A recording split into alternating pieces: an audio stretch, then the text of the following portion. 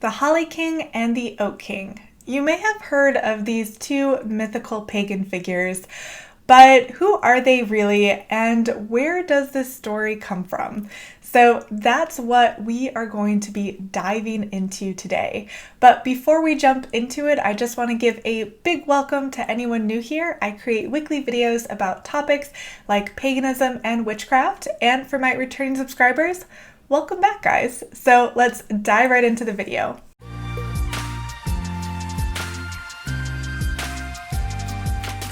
One of the trickiest things when it comes to modern paganism is understanding the origins of our rituals, folklore, and beliefs. So today I wanted to talk about the story of the battle of the Oak King and the Holly King through two different lenses. First, we'll discuss this story through a Wiccan perspective, and then we're going to look at it through a European traditional witch perspective. We'll start with the most common version of the story told within the Wiccan religion. In this story, the Holly King and the Oak King are dual aspects of the Wiccan god, and they personify the changing wheel of the year. The two kings engage in an endless battle, reflecting the seasonal cycle of the year by representing solar, light, and dark. At the winter solstice, the Oak King conquers the Holly King and then rules until the summer solstice. Now, once the summer solstice arrives, the Holly King returns to do battle with the now old Oak King, and this time the Holly King defeats the Oak King. Often these two entities are depicted in different ways. The Holly King kind of appears like a woodsy version of Santa Claus, and he dresses in red and wears a sprig of holly in his hair and is sometimes depicted driving a team of 8 stags. Now, the Oak King, by contrast, is usually portrayed as a fertility god and occasionally appears as the Green Man or as a Lord of the Forest. So this story is pretty simple, and it's a good reflection of the power of the sun as we move throughout the year. But where does this story come from? As with most legends, the actual origins of the Oak King and the Holly King are unknown. Since being introduced into Wicca by Janet and Stuart Farrar in the late 1970s, this story has become a significant part to understanding the cycle of the god and the seasons within the Wiccan belief. So you might be asking, did the story about the battle between the Holly King and the Oak King even exist before the 1900s? Well, if you look up the Holly King and the Oak King online, you'll find plenty of people saying that it's from Celtic mythology. Yet none of the articles I've found give any specific references to any Celtic texts or artwork that would indicate that the Battle of the Holly King and the Oak King was an integral story within the Celtic religion. Like most aspects of Wicca, this story was inspired by Celtic and Druidic beliefs, though if you went back in time and started talking to a Druid about the story of the Holly King and the Oak King, they probably would have no idea what you're talking about. Also, there's an issue here. The solstices were not actually celebrated by the Celts, so if this story is based around the rise and the fall of the sun's power during the winter and summer solstice, this story is not very Celtic. So the Celts celebrated 4 fire festivals, also called the cross-quarter days, which are evenly spaced throughout the year and celebrate the transition of the sun throughout the agricultural seasons. These festivals are outlined in the Wooing of Emer, which is an ancient manuscript of stories set in the Ulster cycle of Irish mythology.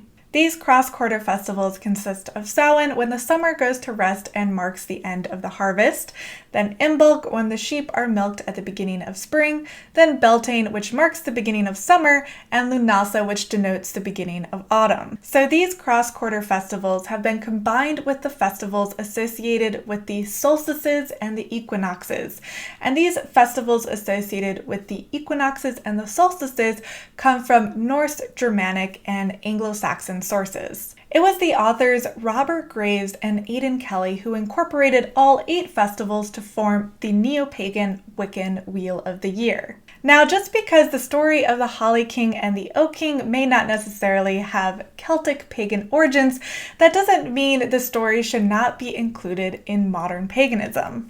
In my view, it does a great job of anthropomorphizing the movements of the sun during the wheel of the year, and the story does help provide a framework for educating others about pagan belief structures. Though I also wanted to look at this story through a different lens. So next, let's look at it using a traditional witchcraft perspective. Like Wiccans, many traditional witches incorporate the story of the Holly King and the Oak King. However, they change it up a bit so the battle actually takes place at the equinoxes instead of the solstices. This means that the Oak King is at his height of power at midsummer, and the Holly King is at his height of power during Yule. And from a folkloric and an agricultural standpoint, I think this interpretation actually makes a lot of sense. When I first learned about the story of the Holly King and the Oak King, I was personally kind of confused because the Wiccan concept of the Holly King losing his battle at the winter solstice just didn't really make sense to me. In traditional witchcraft, the folklore is based predominantly on the land and the cycles of the seasons. So when we think about the holly plant and the oak tree, well, the holly plant does bloom year-round, but the oak tree drops its leaves in fall and is at its height during summer. So, since traditional witchcraft takes inspiration from what actually occurs in nature, it makes sense that the Oak King would be at his strongest during the summer solstice and the Holly King would be at his strongest during the winter solstice. So, quite a big departure from the Wiccan version of the story.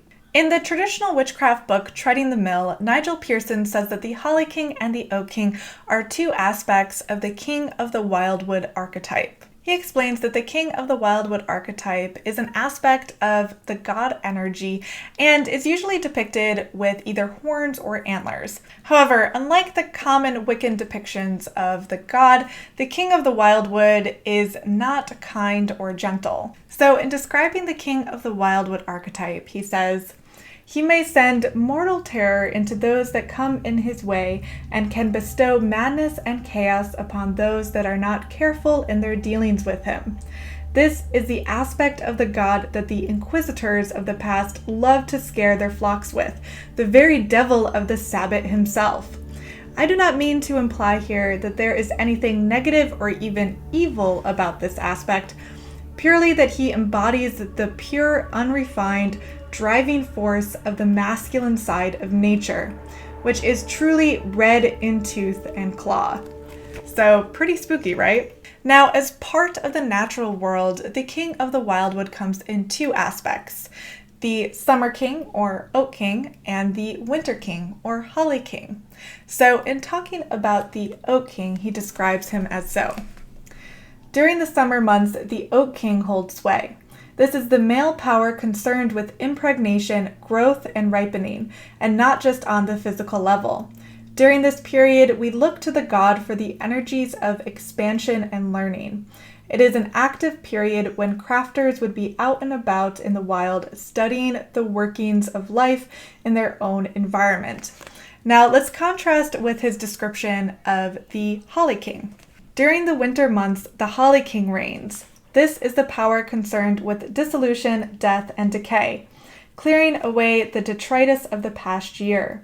He is the male leader of the famous wild hunt that searches throughout the dark months for the souls of those unlucky enough to be lost and alone in the dark. He inspires terror and chaos. Madness await those who meet him face to face on a lonely, windswept night and cannot control their inner turmoil.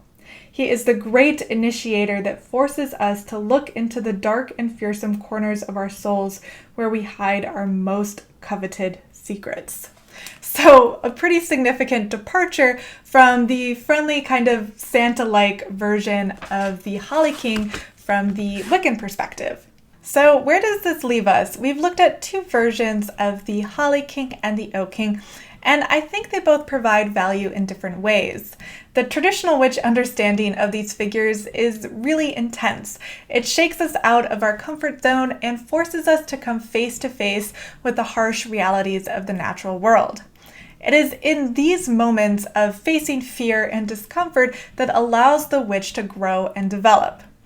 However, I wouldn't exactly consider the traditional witch interpretation of the Holly King and the Oak King to be very joyous or fun. Luckily, we have the Wiccan interpretation for that, and I think that's the main message here. There is a time and a place for both versions of the Holly King and the Oak King story. For example, I would call on and honor the Wiccan version of the Oak King during a summer solstice feast, but when it comes to developing a deeper understanding of the archetype, I might work with the traditional witch understanding of these two kings. So I really hope you found this deep dive into the Holly King and the Oak King valuable. And next, I'd love to hear your interpretations on this story, so please do share your thoughts down below in the comments. And I want to give a big thanks to my Patreons who make this channel possible. Thank you guys so much. You mean the world to me. And if you are not yet one of my patrons, I would love if you would consider supporting this channel so I can keep creating fun and educational content for you guys. So thanks again so much for watching, and I will see you next week. Bye.